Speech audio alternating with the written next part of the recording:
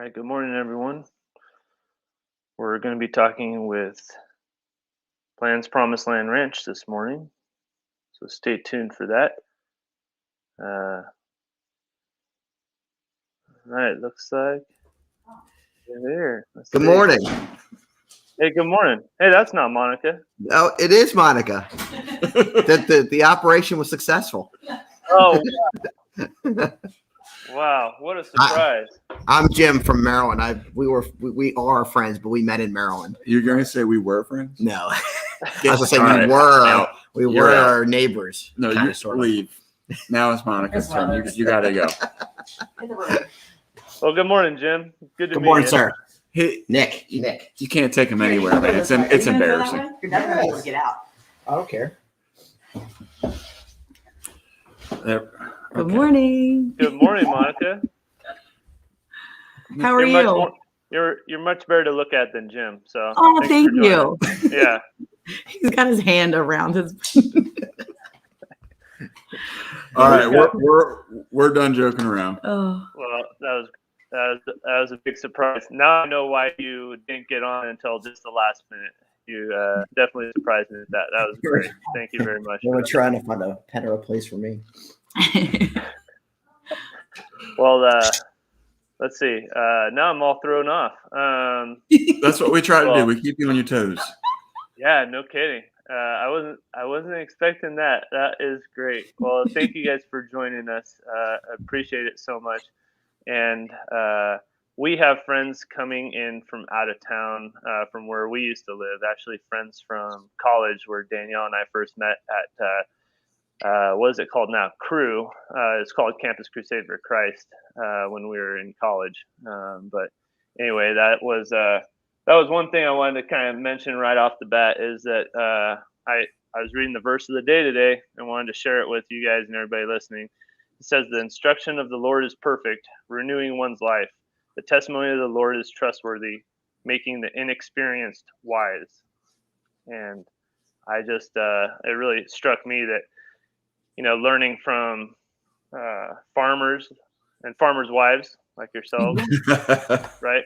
Like that's a great way to increase wisdom. But it's nothing compared to the trustworthiness of the Lord, and Truly. His provision and all that His Word says to make us wise. So, just wanted to thank you for that. We got Matt from Grafted Branch Homestead on there.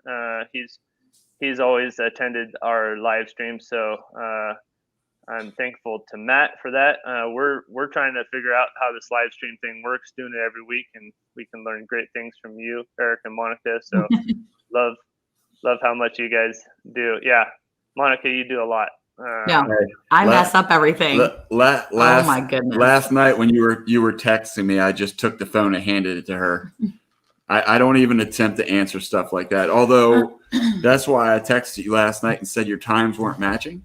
Because right after I finished, I was a guest on another live last night. And as soon as I finished, I had some problems with cows escaping. And I was dealing with a lot of different things. And I got a text from Monica because they were at church saying, "You're supposed to be on a live. Our live is going on." And somehow Monica had put the schedule in incorrectly. So, in the midst of everything that was crazy and going on, I had to jump on real quick and try to say, like, "Oh, it was an accident." And somebody started laughing. They're like, "There's all kinds of people in here waiting for you." There was like 18 people in and out of that chat. And they were like, "Oh, well, we can talk anyway." I was like, "Oh my gosh. Hi, Lynette, Coffee Angel Crafts." Yeah, it is. Yeah. It was crazy. I felt like such an idiot because I had set it up. So we had the link ahead of time. I was like, I'm on my game today because I had to run to the processor. Like yesterday was a crazy day. And so I was so proud of myself for getting it done early. That's what happened. Good job. Well, I saw it and I'm thinking, oh, wow, they're on tonight. And I was just about to start our Bible study at 6 o'clock our time. And I'm like, well, I can't join, but I'm looking forward to seeing you tomorrow. And then, I got that text like, yep, this is the wrong day. And then I didn't feel so bad about having it be a half an hour off. And so I had to redo everything, but that was just fine. So I wanted to acknowledge some of these comments. So Matt says he's mostly going to listen today. He's got chores to do. We totally get that, Matt. Yeah, it's hard actually. I wanted to mention that doing any kind of farming, homesteading, just taking care of your house, cleaning, right? Taking care of kids, and then doing YouTube and Instagram and everything else. I don't know how anybody finds the time for that, but yeah. Hi, Lynette, Coffee Angel Crafts. Hi, Laura, Hedgehog's Homestead. And yeah, I guess we should get into it. So I think can I touch about the cleaning thing real quick? Oh my god. Yes, sir. Yeah, I mean, if you've watched our lives, I'm a very open and honest person. It's just my personality. So yeah, so we had to clean our house top to bottom because of this guy Jim that decided to come visit. which I'm okay with because I'm a perfectionist and I like things a certain way. But knowing that he was coming, I'm like, man, we better get this house straightened up. So Monica had cleaned all day yesterday, and I get home and because I'm such an encouraging type guy, I'm like, you guys didn't clean today or something? Yeah, no joke.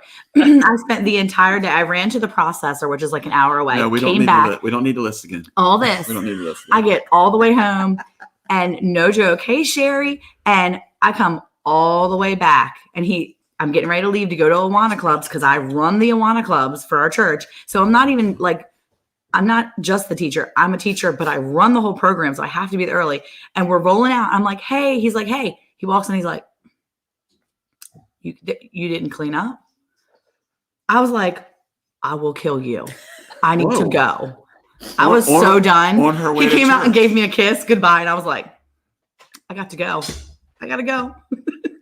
All the way there. I was like, oh my gosh. Monica, are you sure there's not two of you? No. I don't know how you do all that. Awana too? I mean, yeah, I was asked to help out at Awana, and I'm like, I don't know even where I find the time to come to Awana to even talk to you about Awana. Well, on my way there, like after I'd already I was like, okay, it's going to be okay. It's going to be fine. He's going to take care of the animals. I'm going to get home. I'll finish doing what I need to do. It'll be good. Hey, Chelsea. Hey, Mike.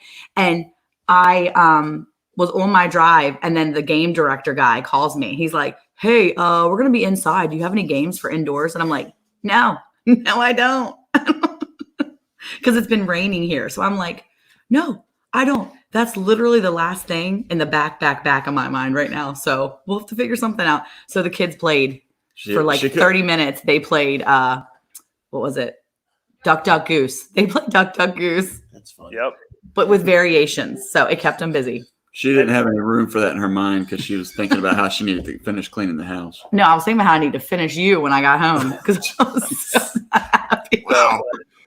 So if we're gonna get real, we gotta talk about our friends are coming over tomorrow, right? So Danielle's like the vacuum is just constantly out right now. Like we've got 2 dogs. How many dogs do you guys have? Let's see. 3 too many. 3 too many. Yeah. Well, we have the 2 healers and they pretty much live outside, but we have the one dog that lives inside, and our friends have like pet allergies. So I'm like, and super like, gotta clean everything, like vacuum, because if there's dog dander, I don't want them to get sick. So I was in like hyperactive vacuum mode yesterday too. They must not realize they were coming to a farm though. I was gonna say it. I'm glad you said it instead, Eric. Yeah. Jim's a nice guy, but Jim's not the sharpest tack in the No, he's our brother. He is literally our brother. We just get. And I'm wearing this hat Get too. off my hat, man. They're like brothers. He's wearing a hat. Matt from Grafted Branch asked what Awana Clubs was. It's like a club. It stands for Approved Workmen Are Not Ashamed. It's a great club for kids. It's kind of like RAs or GAs. It's a really fun club for kids. They basically teach kids to hide the gospel of Christ in their heart so that when they're older, they can really tap into that knowledge base and really just, truly evangelize if they can and if they're willing, Yeah, it really is a great program for kids. I've been really impressed with how much scripture my boys have hidden in their heart, just like you're talking about. And they have a ton of fun and they get out their energy. It's like win-win-win all the way around. Yeah, it's an amazing program. It really is. If you ever have an Awana Clubs in your area and you're attending that church, definitely get involved or, go check it out because it's awesome. Yeah, RAs, GAs, yeah. Yeah, it's a good program. That's so our eldest son is 21 or soon to be 21. Who's He is 21? 21, yeah, He'll be 22 21, next year. and the next one is 19. And the thing is, when they get to a certain level in that Awana curriculum, now I've been through seminary, and some of these questions that they ask in their handbooks they're not like yes or no questions. I mean, these are very in-depth type questions that make you think about what you're answering. I think that's awesome. Yeah, our daughter's a senior this year, so she's completing the Journey program. And, they hand out college scholarships too. They offer the Awana program when you complete 10 books in that program and your club acknowledges that you've completed all the requirements. Colleges, there are so many different colleges across the country, like Liberty University is one over in Virginia. They will give up to $15,000 scholarships to children that have completed the citation award, which is the 10 book award. I mean, it's amazing. It's an amazing help just to think that a program that your kids are in from third grade, because they start keeping records for that program, for that award in third grade. So from third grade to being a 12th grader, you complete 10 books. You've read every single book of the Bible, which a lot of adults can't say that they've done. And as a high schooler, you summarize every single book of the Bible. That's a requirement to complete that program. It's amazing. It's just, yeah, I'm passionate about it, if you can tell. Yeah, now we're all coming over to Dallas Fort Worth on Wednesday nights just to come to Awana. Let's see, Matt has a comment here. We've had our church go wokish before COVID, and we really got shook by it. We need to find a better place. We've been studying keeping Sabbath, worshiping here at home for now. Do you need? Maybe he has a second comment coming, I think. Yeah, it's the churches that host Awana have been fantastic, in my opinion. Yeah, it's been for the most part, it's good when they do it the proper way. There's a lot of churches that start out with an Awana program and it's super, and they, it's a program and they think it's going to be a great program, and it is a great program, but then they realize that it's a program for them. It's not what they really need because that church is too much for that. And we had that happen where we were a part of a church. They loved the program. They ran the program. It was a great program. And then their management, if you will, the leadership got changed around a little bit.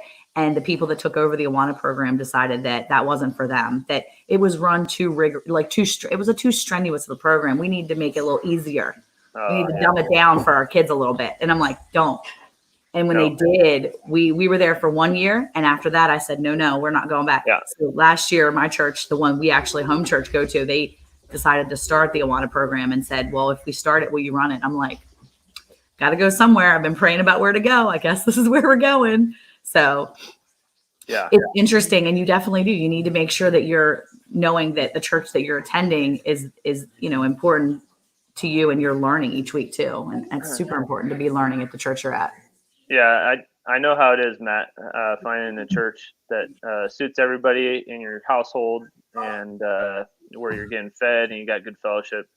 It can be challenging sometimes, especially in small towns. Yeah. But, yeah, that's awesome. The kids need a challenge. It's funny. So many kids don't get challenged, and they need something to work up to. So that's great.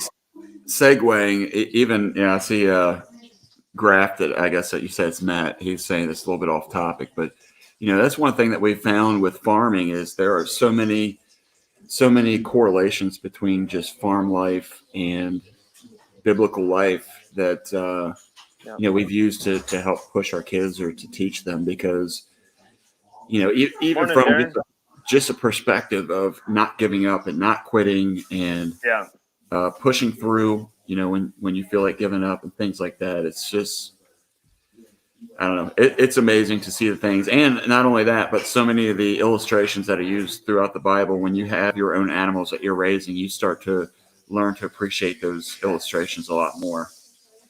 Yeah, I totally agree, Eric. Good morning, Tina. It's amazing. Just like that the scripture of the day I was reading today. You know, the wisdom that we gain. I'm starting to get a little bit more about the different farmers, the old farmers I knew when I was growing up, about their perspective on life in the world, and yeah, it's just great. I think most people probably know you and Monica, and I'm obviously a fan, but I figured I'd just read your about sections both from YouTube and from Instagram for those that maybe aren't as familiar with you. On Instagram, your about says Eric, Monica, and fam, Jesus following, farm and garden loving, large family homesteading. And then on YouTube, originally from the East Coast, our large family transplanted to a small farm in East Texas. We're now living our best homesteading life, learning from YouTube, friends, family along the way. Come join us, learn, laugh, and do life together. And I love it. Your Instagram has, like I told you last night, Eric, it has both inspired me and just kept me rolling, laughing like constantly. It's I just kept scrolling through, and I got addicted to just like, oh, let's look at the really old posts here, and some of them were just great, you know, just kind of off the cuff stuff. And I encourage everybody to go check out your Instagram. I was familiar with your YouTube channel, but it wasn't as much with Instagram. And like the dog stuff, there's like your dog's like wearing leg warmers or something and trying to walk around, and then like we got a ghost walking a ghost dog on a leash. I mean, there's great stuff all throughout that, and I love it. It's been great. Tell everybody about your place there. I know you guys have a ton of animals, and you guys have a lot of kids as well. And I don't think you have that many acres, right? Some people might think you have a lot more acres for having like longhorns and all kinds of other animals there, pigs and ducks and chickens and rabbits and so can you guys just give introduction of your place and your family? Yeah, sure. So, first of all, I just want to say that I group my kids in with the animals. So they're all kind of grouped together. They're counted together. But yeah, so back in 2014, we moved down here to east side of Dallas. We purchased 10 acres. And, the objective was to be able to live off the land. And we didn't really understand what that meant at the time. But to be able to grow our own food was one of our main goals when we first came and started raising our own animals. And so we had basically like a 5-year plan, if you will, to be completely self-sustainable from the meat perspective. And, so one of the things that I noticed was with cattle, you have to have a lot of land. And so here in East Texas, in the Northeast area, they say that you should basically have like 2 acres per one head of an adult bovine, cow, bull, whatever it may be. Yeah. So if you do the math quickly, that's 5 cows that I would be able to have on property here. And currently we have probably about 14 to 15. And so one of the things that I did is I began to pray and ask the Lord that he would open opportunities for us to be able to provide the food that we needed without having a cost back to ourselves. And so the one way we did that was we started building friendships and looking for people that had large acreage, but didn't do anything with it. I would watch them out there cutting all their grass with a 0-turn every weekend. Yep. And so I started to approach people and say, hey, would you be okay if I put some calves over here? Would you be okay if I put some cows over here? And we would put the fence up and maintain the fence and take care of the cows and all that stuff. And a majority of the people, believe it or not, were so excited about it that they wanted to have cows on their property, but they didn't know anything about it. And to know that somebody would do it for them for free and be able to just be able to watch cows kind of graze in their back pasture was something they were super excited about. And so that's been something that we have really pushed for. So this past year, we were really excited because we met somebody that has roughly 60 acres that he was willing to let us run our cattle on. And now we've had to put in a fair amount of work. We did a video on fence mending, and that was to back 35 acres. There hasn't been anything there for about 30 years. So it's about as raw as it can be. And we had to start working on that. We're about, I would say, about a third of the way done. Yeah. And it is a ton of work. If you could imagine trying to box in 35 acres with 5 strands of barb, very tough. It wasn't so hard for me. I just showed up and brought snacks and stuff. So, but I mean, it was hard because I missed him all day. No, that's true. That's a true story. Well, at least about the snacks part. I don't know about the missing part.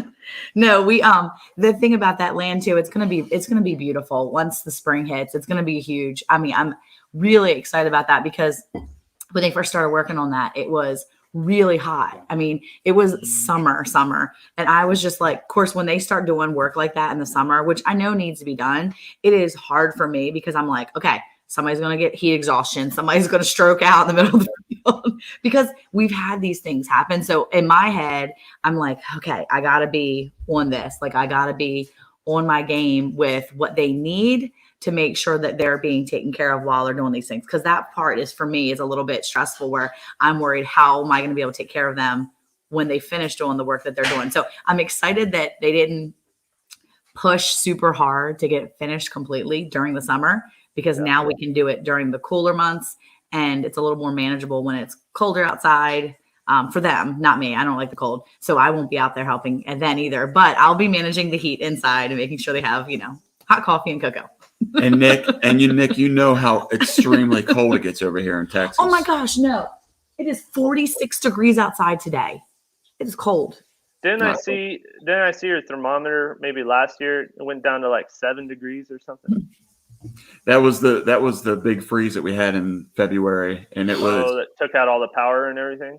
Took down the power. It killed so many trees. It killed livestock. I mean, our livestock was in a good spot. We're really blessed by the insulation we have in the back of our property with trees and stuff. It's something that I never thought about when the Lord put us here. But man, I'll tell you what, knowing just the way our property is built and shaped, it was such a blessing, because I feel like a lot of the trees that were on the back of our property really insulated some of the way our property is. And it gave us a lot of warmth within that area. I just feel like our whole property was built to be able to survive those extremes too. And I'm so thankful God put us right here in the spot, because a lot of people had it a lot worse. 34 in Nashville right now. Yeah. Cold. It's not cold. It's cold. We won't turn the heat on because I'm a heat miser. It's 66 degrees in here. Like, I'm not running that fire unless we need to. Yeah, I hear you, Monica. I'm the same exact way. Yeah, I actually thrive when it's like 60 to 65, but I sweat a lot. And so, yeah, you ain't gonna find me out on your back 60 acres mending fences in the middle of summer with the humidity you guys have there. No way. Sorry, I'll come in the middle of winter and help you out, but not in the summer. No way. That does not sound fun. Well, be careful what you say you'll help with, because Eric might be calling you. He's like, all right, well, check your mailbox. You just got a plane ticket, buddy. I don't need a plane ticket. We want to come over to those, we want to see the Fort Worth stockyards anyway. So we're only about an hour and a half further east. Just keep driving. There's room set up. Once my friends leave, there's a spot. So out with the old and the new. My family will be here through the weekend. So visit with your family and then we'll set up a visit. It's 24 in Missouri right now. Wow. No way, Chelsea. Chelsea's got her hair all down now, working on those cows in the morning because she needs the insulation on her neck. Yeah, hopefully it's not wet hair. Wet hair would not be fun out in 24. No, for sure, no. Freeze into a wall around you. New Mexico's 31 degrees this morning. No, I'm so sorry. Wow. Yeah, that's some cold stuff. I've still got peppers and tomatoes in my garden. I need for it not to freeze yet. Like I was telling him yesterday, I was like, what I really don't want is for there to be frost. And I think we have a frost warning sometime in the next day or so. And I'm like, man, I've got to put all my frost blankets on. So that's probably going to be tonight, frost blankets tonight, so that I can keep my tomatoes a little longer. So you guys know what USDA zone you're in? 8, I think. Yeah. Yeah, we're in 7B. So you're a little bit warmer than us. Yeah. But we had to tear down all of our tomatoes and peppers when there's still little peppers on the, serranos and jalapenos, and then our tomatoes were all green. And you can put them in a box, right? Your green tomatoes. No, they all ripened. They're all done now. We Danielle just made more sauce that we put away in the storage, and last night was tomatillos. We got all those boiled down, and so it's kind of sad when you realize like the main growing season is over.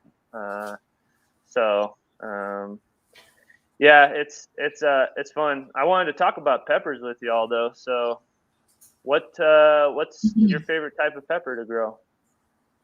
Well, I want to say real quick, because I see in the chat there from our backwoods homestead, he said he's got Pekin, and that was pretty cool, because when we first moved to Texas, there was a Latino guy, and he was talking about these Pekins, and he was trying to describe them to me. And I've always been interested in hot peppers, even when we were in Maryland. And so when the first time I saw one, I'm like, man, these are beautiful plants. They really were, to see all the different colors of the pepper. But I think that the most useful one and the preferred one is probably the jalapeno here. Okay. Because most of the kids are not huge into the heat. No. And I'm more about the flavor opposed to the heat level. Yeah. And so that one seems to be the most diverse. And plus I like the flesh. So a few years ago we did I think it was on Facebook. We did a Facebook Live or something, or Instagram Live. It was something before YouTube that we did. It was Facebook, the pepper one. Yeah. And so my brother-in-law, we do a lot of work with, a lot of what we do around the farm is not just us. It's a lot of work behind the scenes with my parents. They live on site here with us on the same property. And then my brother-in-law and sister-in-law, they live about 15 minutes from here. But we do a lot of stuff together. And so we did a hot pepper challenge where we just ate the different peppers to see like which ones were really hot. Yeah, we're going to have to revive that this year. That'd be fun. Well, anyway, the thing that I noticed was there were some of the peppers like the Tabasco and the Calhoun, the cayenne. Those, I wasn't too impressed with the flesh of them because they were kind of papery. Yeah. Whereas the cherry bomb and the jalapeno and then the Santa Fe one, all those had some really good flesh to them. Yeah, more meat to them. Yeah. Yeah, we have a bunch of peppers out there that we grow. Last year we grew like a Santa Fe hot pepper. We like to grow the Calhoun hot peppers, usually cayenne.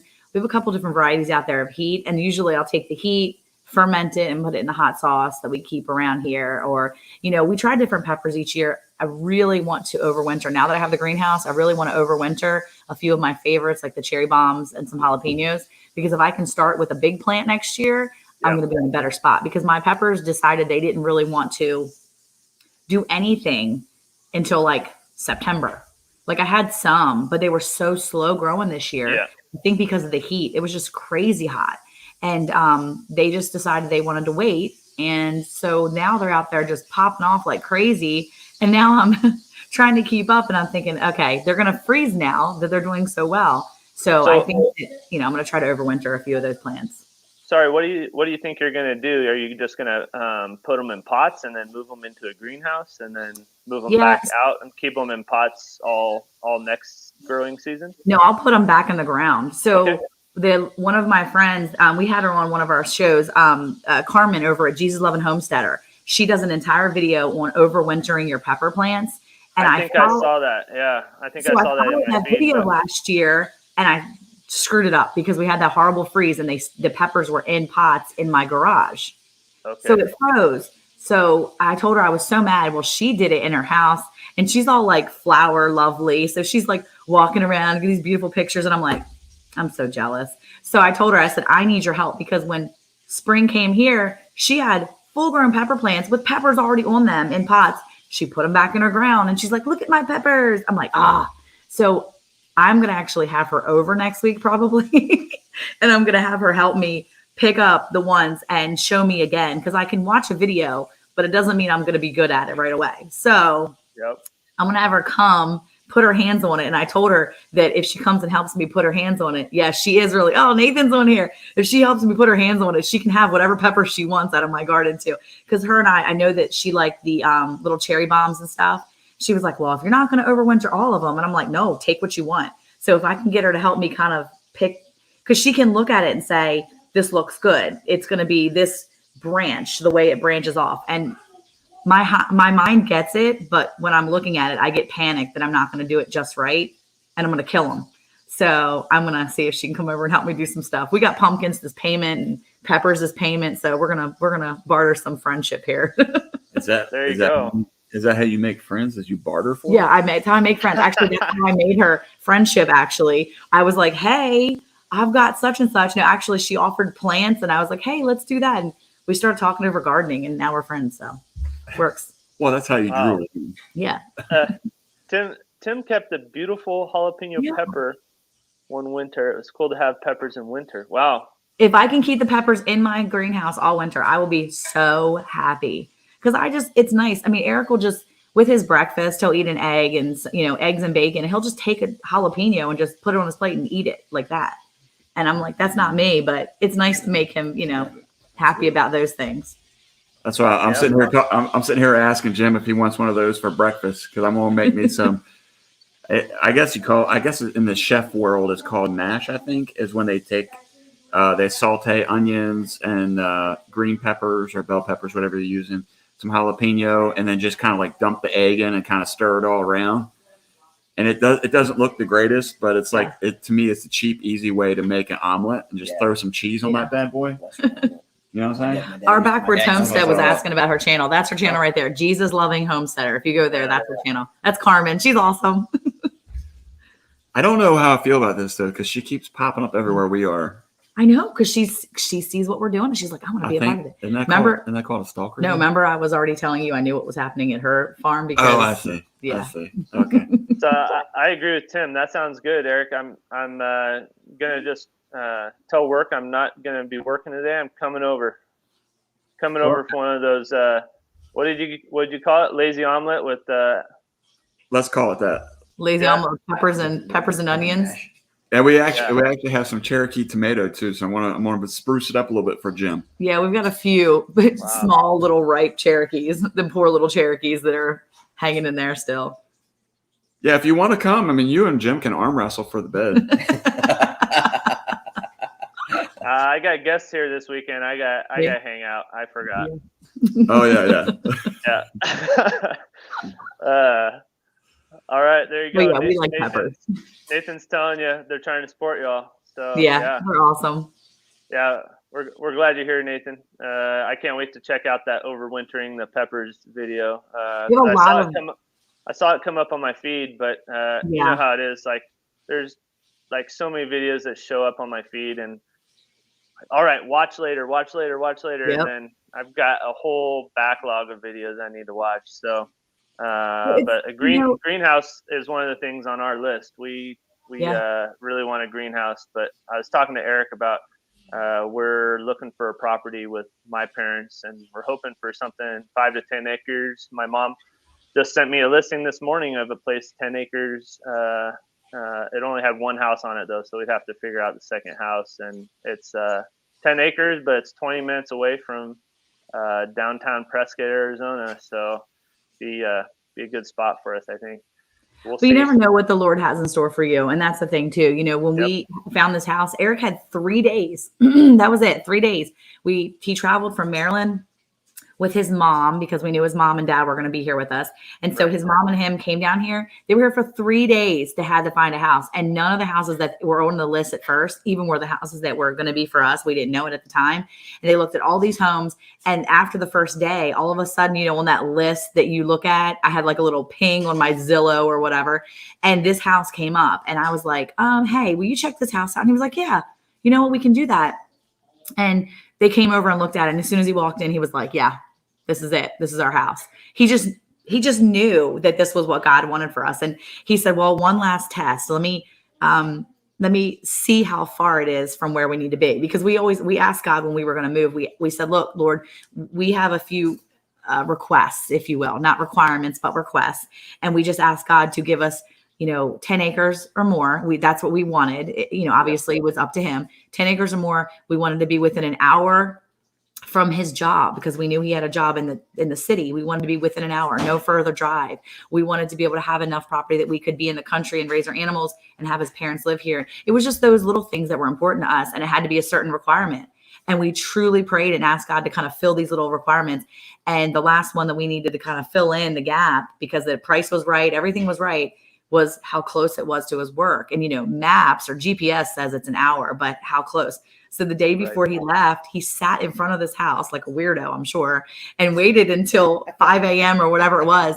And he told me, he said, I'm going to sit in front of I'm going to go there in front of the house, and then I'm going to clock it. And so he drove his distance he would drive to work. And he said, yeah, it was under an hour. That's the last, thing we asked the Lord. So, let's pray about it and put a contract in on it and see what happens, or put a bid in or whatever. And yeah, God rewarded us for being obedient. And, this has been such a huge blessing. So. Yeah. Well, that's such an encouragement. I mean, yeah, Danielle, she is fixated on mini Jersey cows right now. She wants nothing more than to have, her own cream and butter and milk and cheese and everything. And she always has. She's always wanted a dairy cow. And of course, I want some beef and maybe some lamb. We'll see how big of property we get, but we definitely want to graze it and be good stewards of the pasture that we can graze there. We'll probably have to irrigate somewhat, being in Arizona, of course, but yeah, that's something that's on our heart, and God knows our hearts, and we know, he'll give us what we need, maybe not what we want. Like, what is it? Chelsea is that Vision Acres? Mm-hmm. Yep, yeah. That's exactly it. Yeah. Such good advice. Take a step and pray, take a step and pray. Yep. That's 100% agree with that. Yeah. So it's, Nathan's saying, yep, same direction about those dairy cows. That's awesome. I didn't even know they had mini dairy cows. I mean, I knew they had mini cows. I guess they should. It would make sense that they have a mini ones, but I mean, They're just the short ones. They're the short. Yeah. They're the fun side. I thought that's how they got those half gallons at the store. Yeah, I didn't know they even. Yeah. You didn't know they had half gallons? No, I didn't know they had. My head. I just didn't know they had like mini milk cows like that. I don't know. Moving right along, Nick. Anyway. She's embarrassing the family now. We got to keep going. They got mini everything these days. I guess so. Like. Yeah, they got mini cattle dogs. Have you seen those? Yes. Yes, I guess have. If you get mini Herefords or like mini dairy cows, you need a mini cattle dog. You gotta get a little dog to chase them. You gotta have a full size cow herding them. Cheaper to feed. Or mini Australian Shepherd if you have mini sheep. I don't know. Yeah. It'd be a mini farm. At one point in time, I was doing quite a bit of jogging, so I was going through the neighborhood, and I came up on this one house, and I thought it was a puppy Australian Shepherd for months, and every time I ran past this house, I'm like, this dog is not getting any bigger. And then the one time I had like started my cool down right around that house, and so I'm walking past, and I'm looking a little bit closer at the dog, and I noticed like gray on its muzzle, and I'm like, this is an old dog. What's wrong with this thing? 10-year-old puppy. Yeah, but it looked identical to a full grown one. It was funny. Yeah. It's we have a dog. His name's Scout, and we rescued him from the Humane Society a couple hours away from us. But he's best we can tell, part cattle dog, part Catahoula, and yeah, he's an amazing dog. Really, really good dog. But he has gray like ticking all over him, like the cattle dogs do. And one of our friends. He was only 4 months old. One of our friends said, "How old is he? He's like really old? He's got all this gray hair all over him." I know he's 4 months old. He's still pretty young, but yeah. So let's see, what else were we going to talk about this morning? I want to talk about pastures a little bit. I guess all your animals too. If I recall, you guys have cattle, right? Beef cattle. You don't have any dairy cows. Right? And then you've got, let's see, what's the next biggest animal? Pigs? Yep. And then turkey, ducks, chickens, rabbits, Yep, all the above. and dogs. Is that it? And cats. We have barn cats too. Oh yeah, okay. Well, and we also have some quail that we've recently started nice. to play with a little bit from a production perspective. Yeah. Have you done incubation yet? No, they laid some eggs the first week they were here, and then they were like, "We're good. We're gonna just wait. We're just gonna wait next season." They got a little spooked, I think. So you got to check out Matt from Grafted Branch Homestead. He built his own incubator and is incubating his own eggs, and they should be hatching out real soon. I think I haven't caught up with. He said, "Hey, I just hatched out 100 quail." That's awesome. Well, I have an incubation machine, so I have incubated ducks and chickens, which is why Eric doesn't like. He gets outside and he's like, "Our poultry is over the top here." Okay, I cannot wait to incubate turkey eggs and. Yeah, let's incubate them all, Eric. I'm so excited. I love my incubator. It's a science experiment. It's about nature and life, and these children appreciate it. I love it. I love it. See, sustainability. Okay, you got to teach the kids about incubation, Eric. Yeah, they love it. We love it. I'm addicted, kind of. Okay, see, that's it right there. That's the problem. She has trained me to hate birds.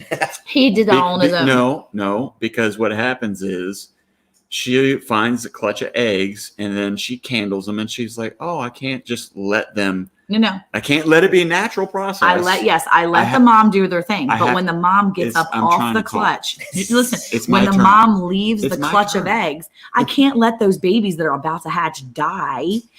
Because the mama will wait. She's like, "Oh, I got my 5 or 10. I'm going to take these and walk away." And that's how she says it too. She walks away. And then, they walk away. See, thank you. They walk away. And the mom's like, "I got my babies. I'm good." And then there's like 7 eggs laying there. I can't just let them stay there. If there's like 4 of those eggs alive, living in there, I can't just let babies die. You want to just let babies die? Can I mute her So somehow? I incubate them. How does this work? Can you mute us? Hey, Dad. Just in general? Hey, Dad. I incubate the rest of them, and then I give them to the mama if she takes them. If she doesn't take them, then they stay in a little bin in my garage. That's why he hates them. Now you can talk. Well, first of all, Nick, why did you put this comment up twice? You went to that one twice. I don't know about that. Okay, so here's this one. Oh my goodness! Again, a third time. Okay, so I don't necessarily. Okay, I hate birds. Word choice. Okay, I do. I don't. And you've offended so many people. But here's the reason why is because Monica doesn't care for them properly. There it is. It's yes, I do. No, she lets them run. She lets them run amok. It's called free range. And then I go out into the barn and what do I find? In like every stall, there's a chicken laying on. So I'll give you a good example. So we had about 4,000 chicks running around the yard. Earlier this summer. Don't bring it up that they don't have a home because I'll be bringing that up. Chill out for a second, please. You had your moment. Please let me speak. Anyway, so I went out there to take care of the animals the one morning, and here came another chicken with another bunch of chicks following behind them. And I'm asking, I'm like, "Did you know that there was?" And then she tries to play it off like, "Oh yeah, I was wondering where she went. I knew she was somewhere." Because see, what happens is chicks get stole. Like we wake up, all of a sudden, boom, one of my girls are gone. I'm like, you know what? Nathan said it's called natural selection. That's the order of life around here is that I have some of my birds I name, some of them I don't. However, I can't just let little baby chicks in the eggs die. I got to try at least because most likely that mama hen is going to start off ducks or chickens. They're going to start with like 12 and they're all going to be cute, following them around. By the end of the next day, there will be like 10 of them. And then 3 days later, there's going to be like 8 of them. And by the time she actually grows them up and gets them to where she feels comfortable leaving, there's going to be 2 babies left. I got to cycle them through because I know that she can do it on her own. She's just going to lose them along the way because critters get them. Okay. Okay. Yes. Nice question, Nick. Thank you.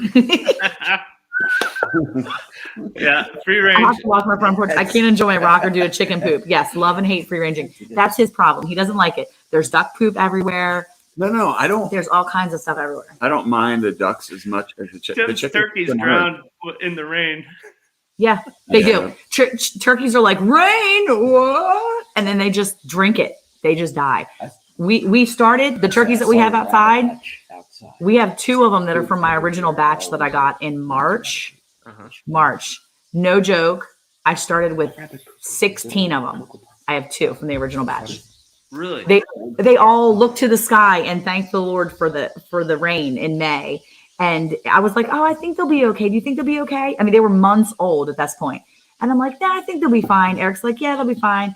And there was part of me that's like, they're not going to be fine. And literally the week before my child's wedding, I'm out there collecting up all these idiot turkeys that just basically thank the Lord for the heavens from, for the rain, and just sucked it all down. They stayed back alive. I didn't lose them right away. But the following week, I just lost them one by one by one by one. I lost 12 in a week. They just died. I can relate to Darren here. Our Yeah. chickens. Yeah.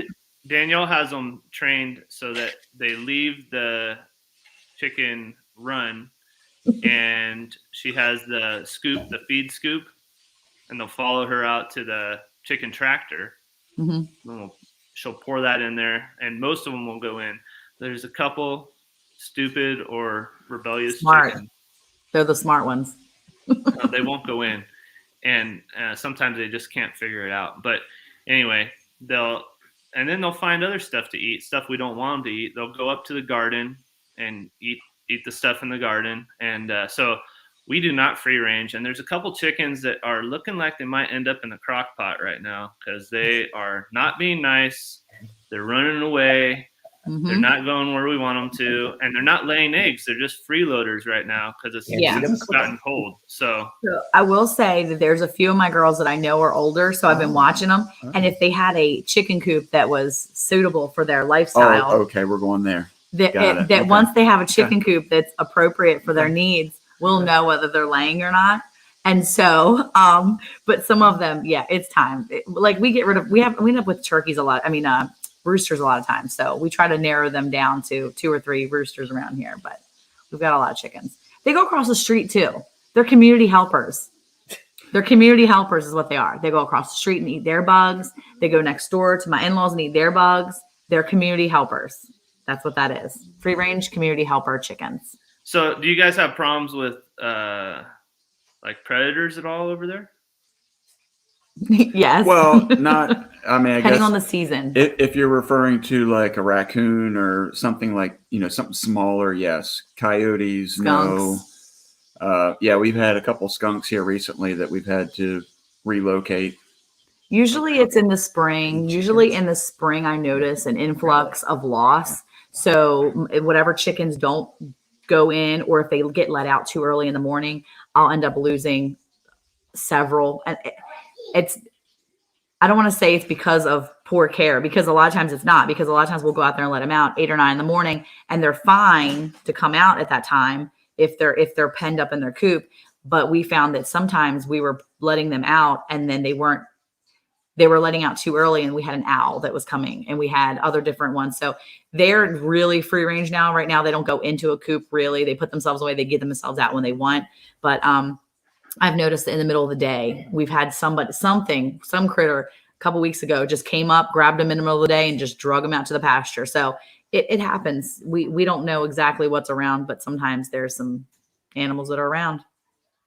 So yeah, we've thought about all the different possibilities we could use with open top, mobile fences to go, and we've thrown down a lot of cover crop seed, and so we've tried to grow pasture here and there wherever we can on our property that's less than half an acre. But I mean, there aren't that many spots, so it doesn't really benefit us to move them around that much. We have, like along the river homestead says here, we've have had many snakes in our coop in our run, and they take care of the mice, which is nice, but we don't want snakes with our chickens. And our neighbors, they lived here for 20 years before we moved in, and they said they had a chicken run, and it was 8 feet tall chicken wire, but no top. And they figured, well, hawks and owls and stuff are going to have a hard time coming into an 8 foot tall. But what they and they didn't say that they had problems with hawks and owls. What they said they had a problem with was a bobcat that scaled the fence and took out their chickens. And it wasn't just one. Once it got a taste for it, kept coming back. And then they had to trap it and take it elsewhere. So animals are smart. Predators are smart. They'll come back for more and more every time. And once they realize they can get away with it, that's what they go for. They just I think for us too, where we are, because we are certainly in an area that could be a lot of coyotes and bobcats and mountain lions and, a lot of those types of animals. The mangy mutts that we have running around here, the blue heelers will do kind of like rounds, if you will, around the property line. And I think just the scent of them keeps everything away for the most part. I've never seen anything here outside of some of those smaller animals. Like the foxes gave me a run for my money a few years ago. I bought all these specialty ducks. I mean, I had bought almost 20 specialty different ducks. It was in groups of 3, and they were babies. And I got them finally to the point where I could put them into this big dog run, and they were little still, so it was fine where they were. And so I put them in the dog run. I was so excited. It was our first full night out. They have a little dog kennel they can go in, but they were in this big chain area. And I woke up the next morning, and sure enough, a fox I'm pretty sure it was a fox, because we just looking at different signs gave us the indication it was a fox in the area. But and I think we ended up getting a game cam on it a couple of days later, but it kept coming back. But we were finding that our ducks were alive somewhat, but they were ripped apart. So the fox or the raccoon at that point was ripping through the edges of the fencing, grabbing the body parts and pulling them and trying to get them through and then leaving. And so it wasn't just like raccoon where they would grab the head and go. It was like, let me just grab its leg. That was a really rough week because that animal kept coming back. And I think in the end it was a fox, because we put a game cam out there and we saw it, but we were so surprised because it was even digging holes, trying to get under. We're like, dude, just stop. We were putting bricks in there. My son, he was probably 16 at the time. He had to put animals down almost every morning. So I lost out of 18. I think I ended up losing 6 or 7 that week because we didn't have another place to put them, but we wanted them to be, they're in a run. So we thought, well, they're safe. We'll keep fortifying it. But this predator was relentless. It finally went away, but. Nick, this is the only way that I can scale back on the bird operation around here. Is to pretend you're a predator for my expensive birds. I found your fox. Yeah. I bought blue Swedish. I bought a lot of really nice ducks. You like the Swedish blues. They're pretty. They're pretty ducks. Yeah. Yeah.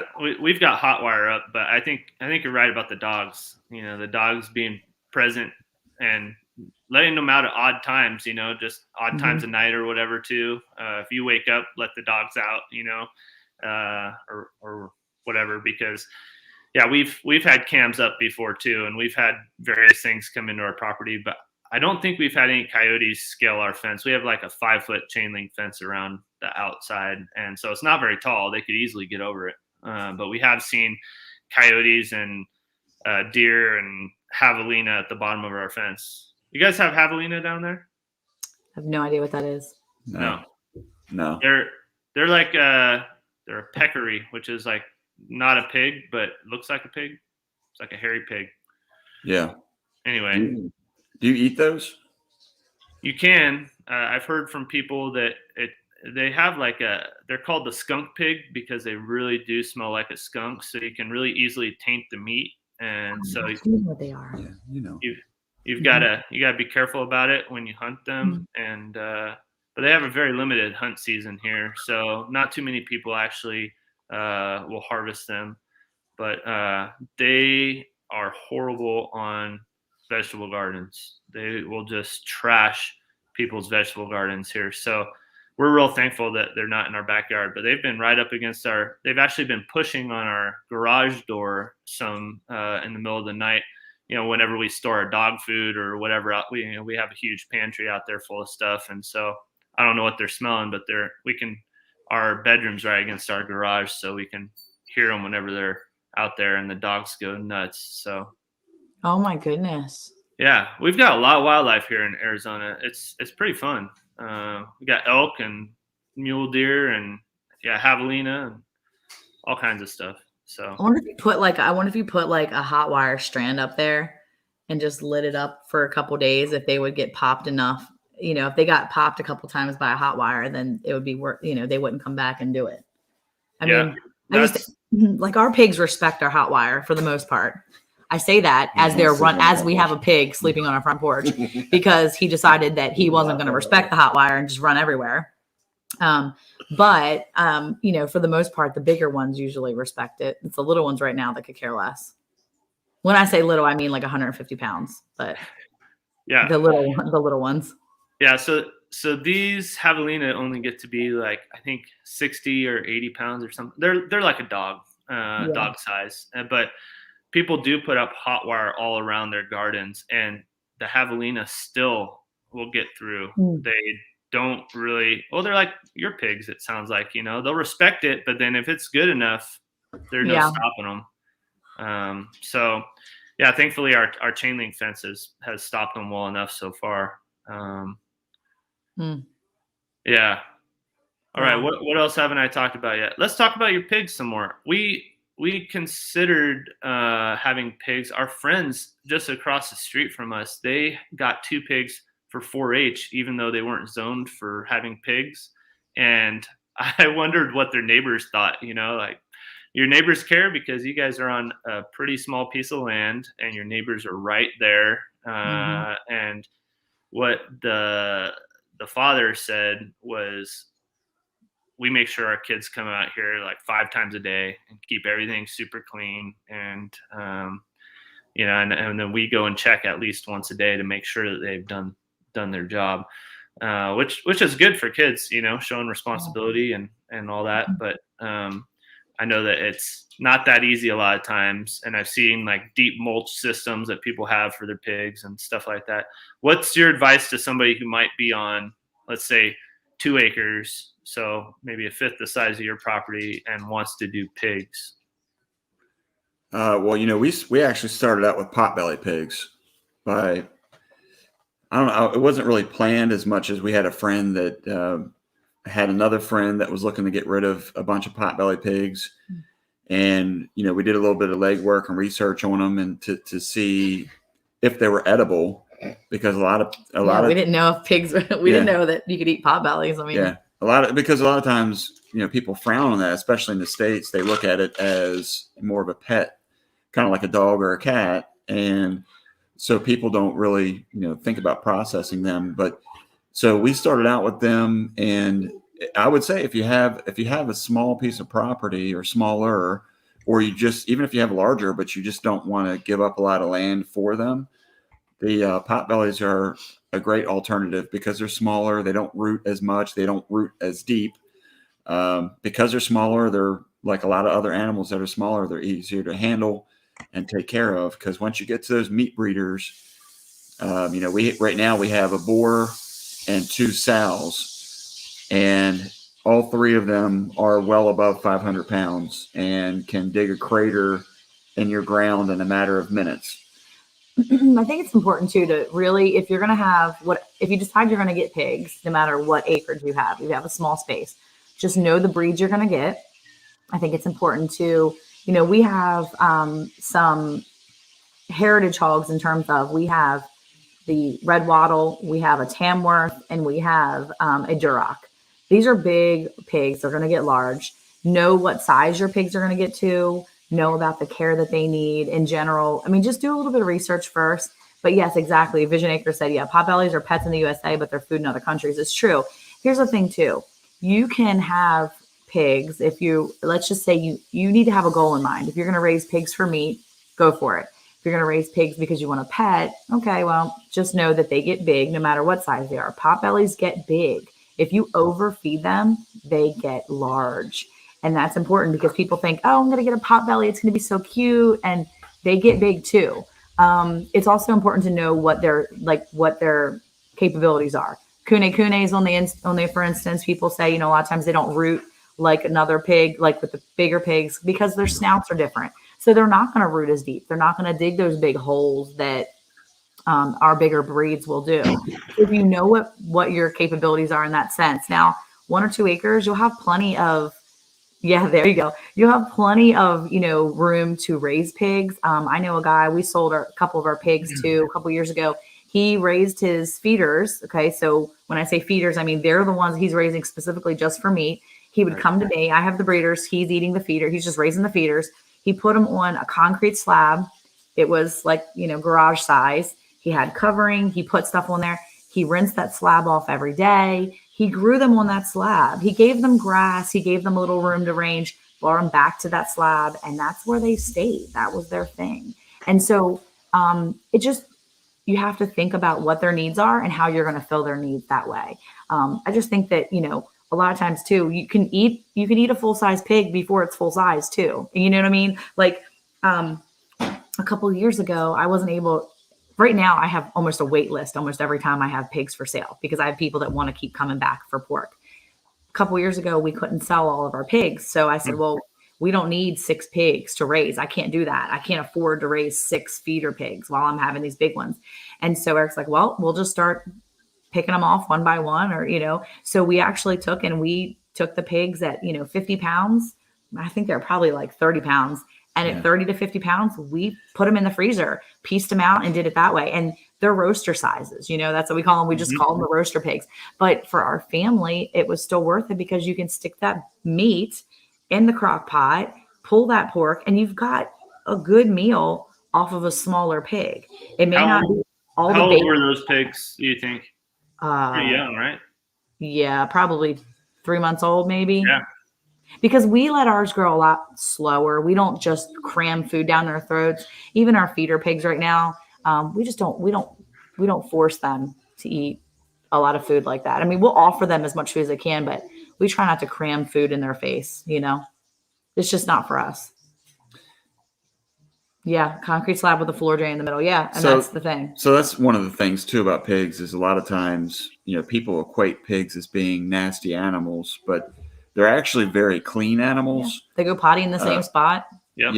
Yeah, they'll go poo and pee in the same corner, or wherever they pick. And a lot of times, because their digestion system is so much like a human, it's really what you're feeding them that makes their poo smell. Sure. And makes them fat in different ways. Because like even my son will say, okay, well, if we're getting ready, food on the hoof is great for food on demand. Exactly. But, as soon as we're getting ready right before we get ready to process them, about a month and a half before, we really focus on the extras we want to feed them. Do we want to feed them more of certain scraps? Because, he's looking at trying to make sure that bacon is marbled real well. Like, so my 19-year-old's like, hey, let's make sure we feed them a little extra, of these items or feed them let's give them a little corn. We don't really like to give them corn. In the wintertime, we will give them corn because we know that that's going to help them retain body heat throughout the winter. But we don't do that. Like, that's one thing we don't ever do during the summer because even though it's cheaper, because we don't want to have their bodies work harder to get that temperature down. When you give them corn in the summer in the high heat, I mean, I'm afraid we'll lose our pigs if you do that. So in the wintertime, we will. But, depending on when we're going to butcher them, it just depends on what we're going to feed them. So one other thing I'll say, too, about pigs is, especially with the food shortages that were popping up, when the whole COVID thing first started, is pigs, their gestational period is basically 4 months. Mm-hmm. And 3 weeks, 3 months, 3 weeks, 3 days. So because their gestational cycle is so fast, they can duplicate so fast. And so, if you ever got to a point where you needed to make sure that you had food ready to roll, that's one of the directions I would go. And I know that, when everything started unraveling, a year and a half ago, that's what we decided was we looked at the animals that gestationally was able to reproduce much quicker. And those animals at the time for us were rabbits and pigs. And, worst case scenario, we were, down and out, so to speak. The cows would be the first ones to go because for us, the way that we raise our cows, it takes about 2 years before we can process them. And 2 years meaning, actually 3. Yeah. Because while they're in utero, and then 2 years once they're out. So it's a long cycle that we're willing to do because it's a side business for us. But if it came down to it where we needed to provide for the family, we'd be eating a lot of pork and a lot of rabbit. Yeah. And which is why we looked into quail, because we thought, well, quail is very quick turnover and they're quiet, you know, in a situation where we would have to kind of hunker down at the house, if you will. Cows are very visible. They're very easy targets. You can see them. You can come grab them. You know, they would be the ones that would probably be poached versus our smaller animals that are more contained. And you're not going to just grab a hog. I mean, they're a lot harder to get to than the cattle per se. You know, they're you don't ever hear about quail rustlers. You know, exactly. Somebody's walking into my barn like, I want all these quails. Right. I think you're right about that. And pigs, the sound that they make, I mean, they're like an alarm call themselves, right? So. Oh my word, my mother-in-law is calling me all the time. Did you hear the pigs? They sound like they're fighting, and I'm like, no, they're not fighting. They're just out there living their life. This being pigs. Yeah, this is being pigs. Well, I need to get going to go to work.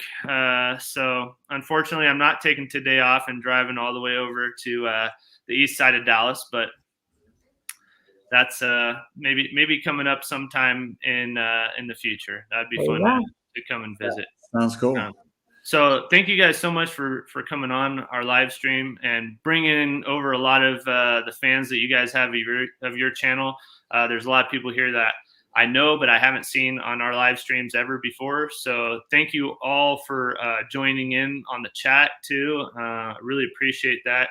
And we're going to try to make this as consistent as possible on Thursday mornings. So it looks like it works for a lot of people today, at least. So hopefully it'll work in the future too.